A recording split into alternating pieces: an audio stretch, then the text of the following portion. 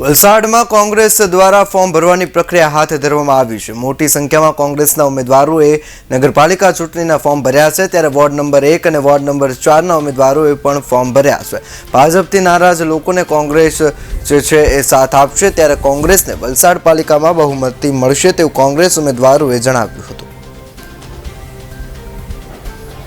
અમે ward number 1 ની અંદર અમે ઉમેદવારી નોંધાવી છે કોંગ્રેસ પક્ષ તરફથી, અને અમારી લડત પૂરી છે કે અમારે જે બી કાર્ય વિકાસના કામો બાકી છે તે પૂરા કરીશું।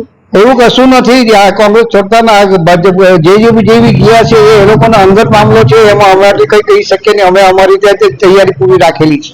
વલસાડ નગરપાલિકામાં બને એટલી અમારી મેજોરિટી આવે અને અમારા જેટલી બી અમને જોઈતી હોય 18 સીટ કે 20 સીટ જોઈતી આવતી હોય એટલી અમે મહેનત કરી રહ્યા છીએ।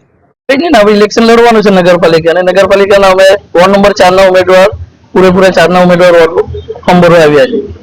ચૂંટણીને લઈને બધી જ રીતની તૈયારી છે, કેમ કે ચૂંટણીમાં જે કઈ તૈયારી કરવાની અમે બધી તૈયારી કરીને કે અમે ચૂંટણી તૈયારી કરવાની હોય નહીં કે અમે તો છેલ્લા હું 15 વર્ષથી કરું છું ને મારા સાથી સભ્યો છે તે 10 વર્ષથી છે ને બાકીના જે 2 વર્ષ અમને મળ્યા એટલે અમે એ બધી તૈયારીમાં જ હતા। એટલે તૈયારી અમારે કોઈ કરવાની હોય નહીં, પૂરેપૂરી તૈયારી છે અમારી।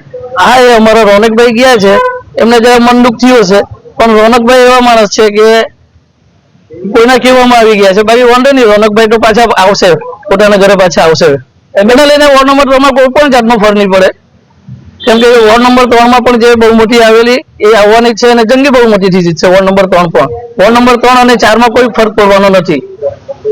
આખી નગરપાલિકામાં જે અમારા કોંગ્રેસ વિરુદ્ધ જે ઉમેદવાર છે એ ભાજપના તો ઘણો જ વિરોધ છે, એટલે મોટે ભાગે કોંગ્રેસના ઉમેદવાર જીતશે અને કોંગ્રેસની બહુમતી આવે એવું છે આ વખતે।